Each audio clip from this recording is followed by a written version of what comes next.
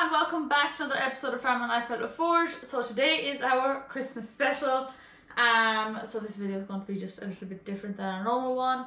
I sent Dad off with the camera and he's going to be showing you what he's going to be doing to the Ford 7000 over the next few weeks. So just the plans that he has for that. Just after he shows you the Ford 7000, he is going to be talking to you a little bit about stories, probably about Ireland, about Nanny mainly. So she passed away there a few weeks ago. We had already said that in the video, and we were supposed to do a video talking about her a bit on her month's mine, but we never got around to doing that, so we said we'd leave it until Christmas time. She loved Christmas, so she also loved baking. So today I'm going to be baking a cake, not one of Nanny's recipes. I wouldn't dare tell any of Nanny's recipes on here. This is one of my own recipes, just a simple well, it's actually just a normal recipe. It is a Black Forest cake. It's kind of my take on a Black Forest cake. It's very similar, only this is my chocolate cake that I'm using, and just the way that I've worked out my recipes.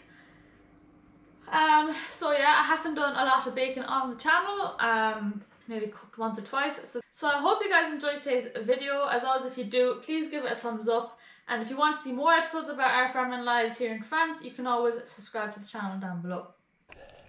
That's going into the shed over the Christmas. Well, it'll be there for a while. Taking the cab off it. So I like that cab has actually grew on me. It's a very good cab. I was going to put on a different cab, but it's so solid and heavy, and the mud guards and all are perfect. It's a French cab. So what I want to do is take off the cab. I meant to take it off last summer. This cab is no bother to take off. There's just two bolts here, you see them there, and two bolts in the front, and you lift it off. And a lot of the people over here would leave them off for the summer. So I was all on for changing it. I'm not now. So my plan is for now is take off the cab, because the only thing that's wrong with that tractor is there's an oil leak out of the steering box, and every day you have to top it up with oil. So I have a little yoke of oil here for topping it up. So it's leaking over here, but you have to take out the steering box. You can see it weeping down there. So what I'm going to do with the cab then is here, I'm going to sand that down, and I'm going to spray the frame of it blue, because the crowd that make them cabs, to be like Duncan maybe, or Lambert and cabs, they have their own colour, so they paint. Even you see them on a Dodge tractor or anything, they're all the same colour. So I put them, I put the frame and all blue, and then I'm going to make a different roof. It has a fiberglass roof. One time it could open there. It's not leaking or anything. But I'm going to put a roof like the normal Ford cabs that would be used to in England and Ireland. And I think that'll do it, because we use that tractor and it works well and all. And now I'm going to spray the bonnet as well, because I'm afraid it might get a little bit too pitted. As I told you before, anyone that follows the channel, the biggest problem over here is the sun. It's just bakes the daylight out of them. So I was just going to spray the bonnet and the cab to get that and put a new roof on it. And it wants two front tires as well. So don't like them all sprayed up that much, even though I do like watching lads that do them, and they do a great job. But just for me, I like them in the original condition. Like the mud guards and all on that tractor are absolutely perfect. I undercoated the wheels last year on it. I put primer, and I just never got around to. I had them off and all. So I'm going to paint the bonnet. I have the paint and all. So paint the bonnet, paint the cab, and do the oil. Now whether the cab goes back on straight away or not, I don't know, because a lot of the tractors here, our classic tractors, have no cabs and they're grand to drive. And if it was raining, I wouldn't be in the 7000 anyways. But I will do the cab and have it that goes back on. And did the pick up hitch last year or the year before. Don't like them, as I said, all painted up, to be like married to an old painted up job, not what a farmer wants. So she's very original. Now whether I changed that or not, I don't know what happened to the fiberglass. I might get one of them alright, and I have the stickers for it. So just them few bits and pieces. I think the rest will be axles and steering and lift, everything is working perfect. The brakes were never adjusted till I did it. So here I am, Christmas Eve. Do a bit of a story about my mother and a few bits and pieces, and I want to first wish you all a happy Christmas, and hope you have a bright new year or whatever, if I don't get to talk to you before that. So I was to say, talk about my mother's month's mind there a few weeks ago, but just didn't get around to it, and then Laura said we'd leave it till now. So I'd just like to thank again everyone that came to the funeral and went down to my sister's house in Ballydangan, out the first side of Ballinasloe. Now my mother lived with her for the last 3 or 4 years because you know, she wasn't that mobile and she didn't want to go into a home, so she lived down there with her. But when at her wake, she was there for 2 nights and 2 days. Lots of people from Aircourt and all over travelled down there. Actually, it was a full house the whole time, which meant a lot. And all the people that went to the funeral and went into, after the funeral in Aircourt, they had a bit of a dinner and that in Flynn's and Banner, and thank everyone that came into that, and we all had a good chat and everything. And I want to thank all that didn't bother coming as well. Believe it or not, I was one of them one time. I used to never have too much time for going to funerals or anything, and I used to say, you'll never be missed. You will, you'll be missed. Not by the person that's dead, by people that's there. Anyways, enough of that. So I just said I'd say a bit about her. You all knew that, well, I said it on the video there. I'll have to get Laura to put it on the link. My mother was a nutcase for painting, and no matter what occasion, if it was Patrick's Day or Christmas Day, whatever, she had there an excuse, she'd start painting the house.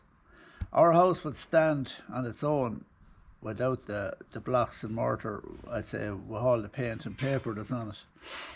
So she was coming up to Christmas. It's around this time of the year. It was very cold in Ireland. I was only serving my time in Hogan's in Aircourt, and my mother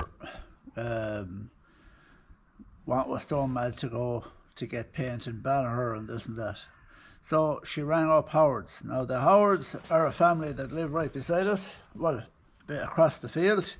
My father came to Aircourt in the late 30s to work for Johnny Howard as a ploughman with horses, and they were all great friends down through the year, the whole family. They were all very good. So she used to paint their house as well. So she asked Des, that's one of the lads there, would he mind driving her into Banagher? That's a town about 6-7 miles away. She wanted to get a bit of bits and pieces. So Des was telling me after Banagher is one big long town, and he said he dropped her at the far end of the town, and he told her he'd wait below in Flynn's as well at the time. So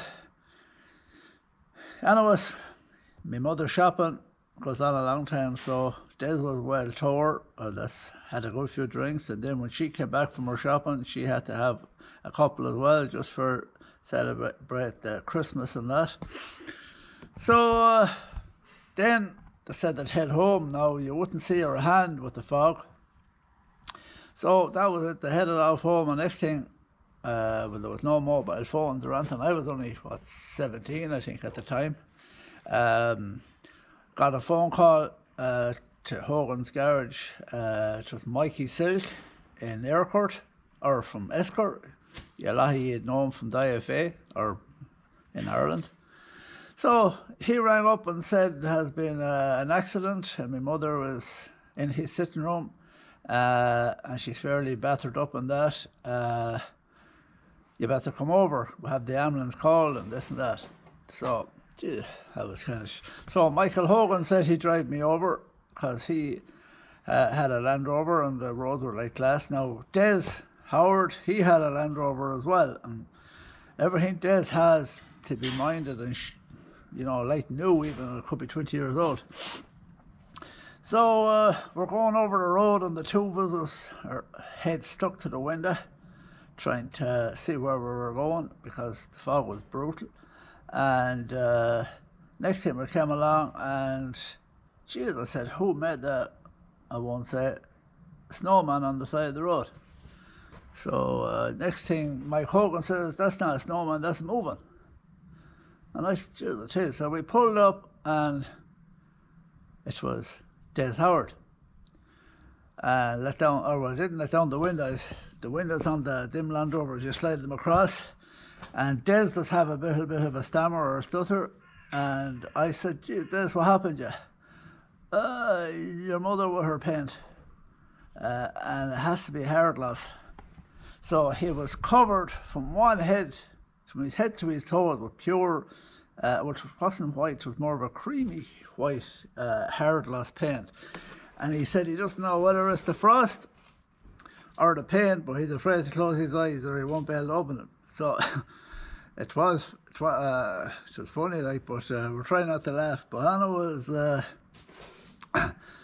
we brought home his Jeep out of it, or his Land Rover. I had to, actually, they rolled in over the ditch, and of course, all the paint was in the back of the Land Rover, and I rolled up, and the big gallon of white, or 5 litres of white paint, broke right over Des's head.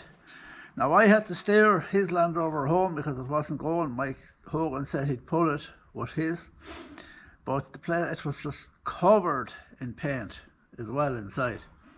So my mother, Anna, was she went off to hospital. She was only battered and bruised a bit. She was a tough warrior.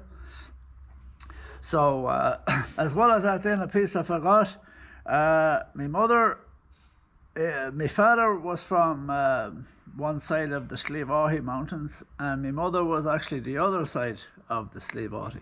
There were everyone around Aircourt would be calling us mountainy people, which they were. So they had met up there. There was a mountain between them, as the fella says, and so that's why she was always known for being a hardy little woman, and my father was the same. So what do you call it? And it was the next day after bringing home the Jeep and blah blah blah. We went in to see my mother in the hospital, and Des was there as well. And well, I never noticed that my mother would. She asked Des, how did he get all the paint off his jumper? And he showed us. He turned it inside out. He only had the one jumper. So that's the sort of people the world in. So that's all I have to say about that.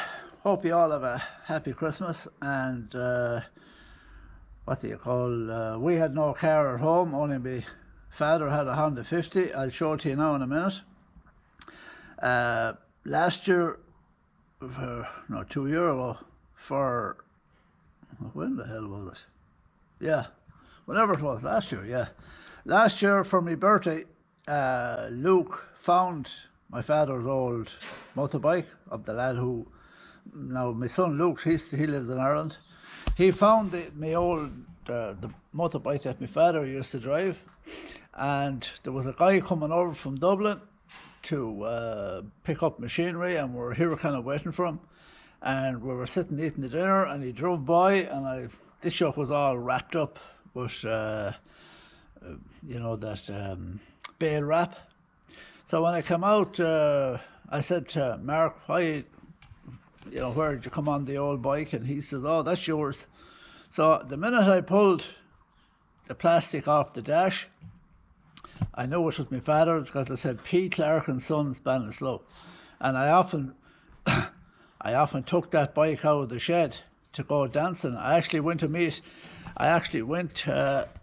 when my own car was being sprayed, I went to see Emily a few times on it in Burr.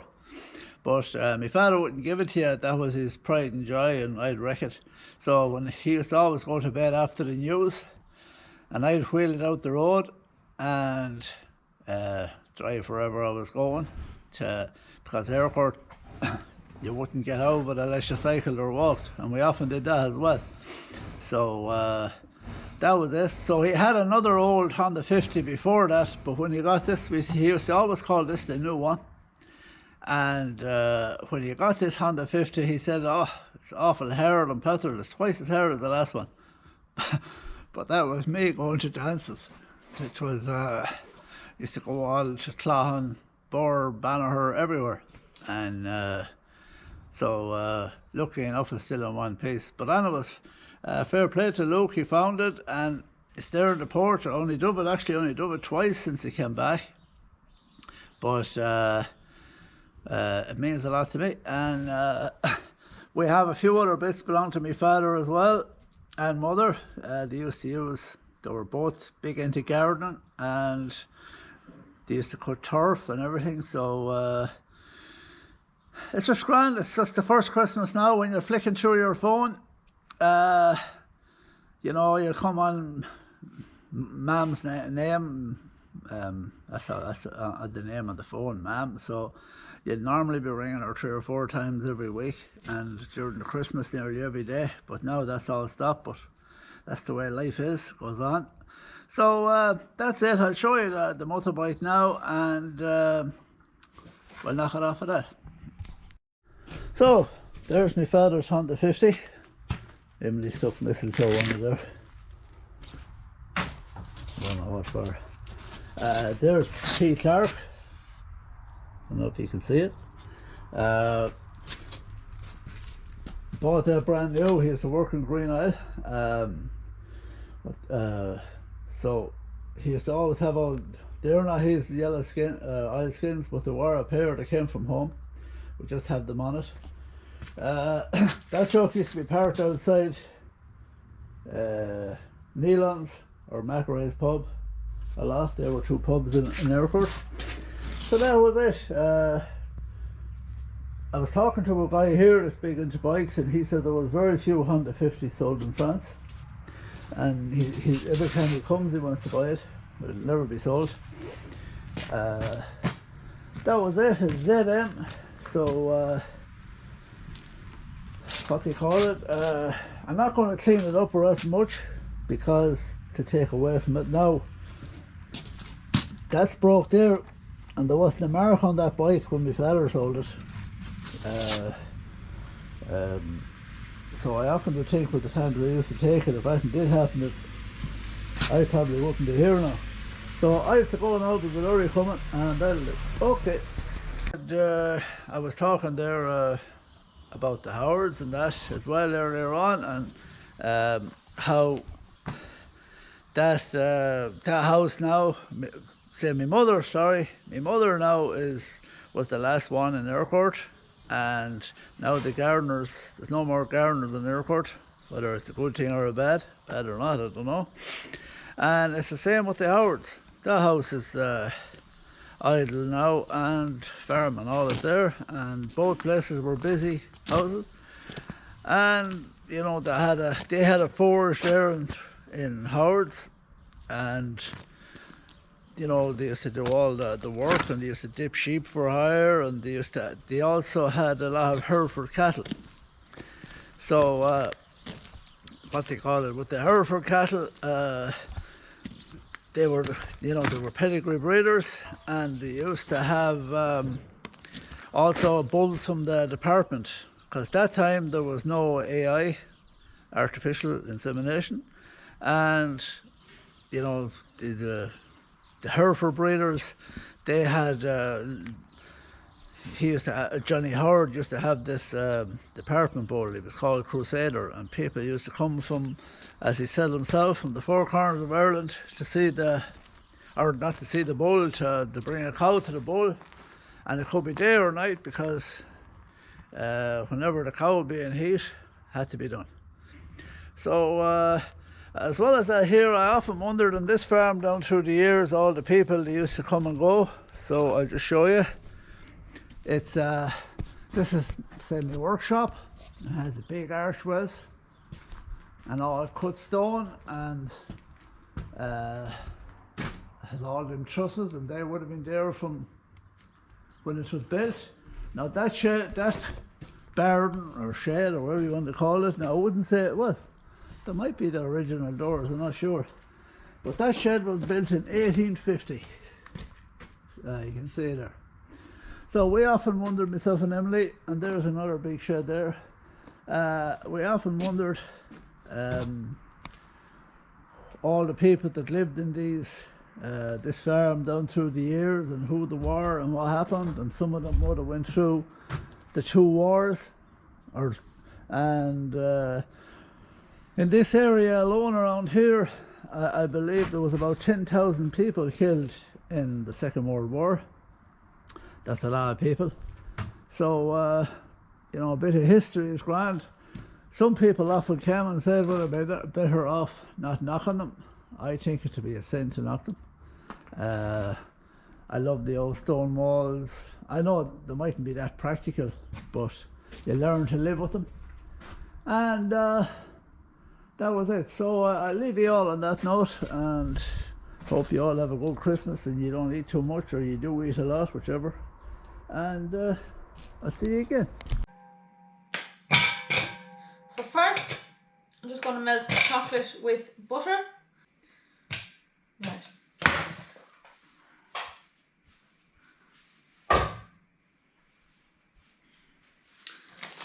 So I'm just going to melt the butter with the chocolate. So you put the chocolate, or you put the butter in first in the bowl, because that will melt fastest, and then it stops the chocolate from burning a bit, because then that will be already melted. Chocolate can burn quite fast, butter takes a bit longer.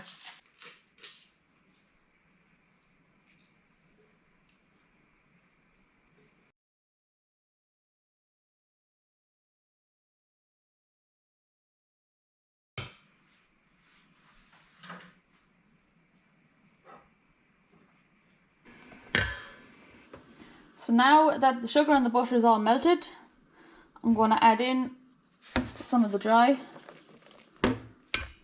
Okay, this is hard to do with one hand.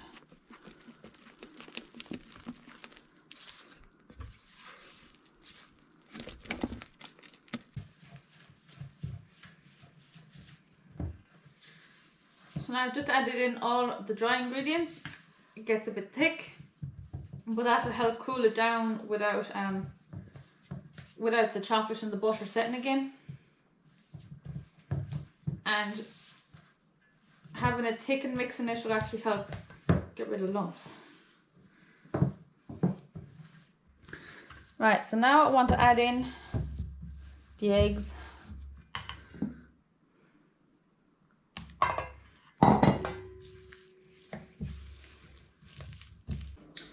Okay, so I've now greased the two tins. The egg whites are whipped. This is still very thick. The oven is on as well. And a little bit more milk.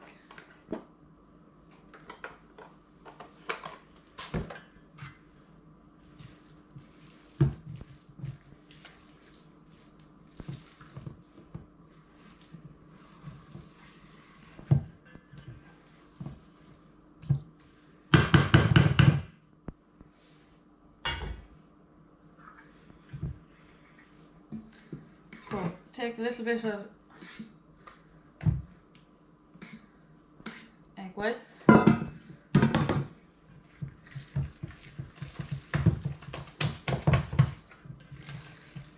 So now is the time that I'm going to add in my baking powder, because the second the baking powder hits the moisture, the sugar and the salt is when it's going to start activating. If you were to leave the baking powder mixed up with the dry ingredients even for 5 minutes and there was salt and sugar in there, it would actually kill off the what is it?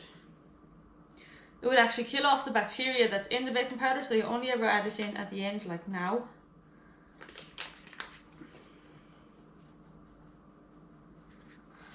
So about a teaspoon and a half.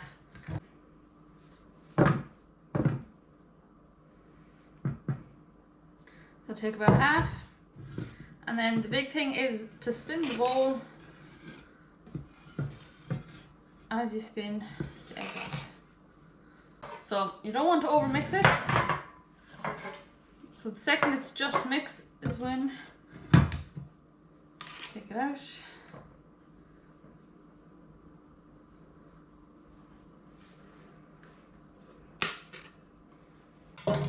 So now normally when you get to this point that you've just put it in, I'm in a mess, is when you go along with the spatula and you'd kind of pour it out, but you don't want to do that. You just want to go around on both of them until it hit the edges. And then to get the air pockets out,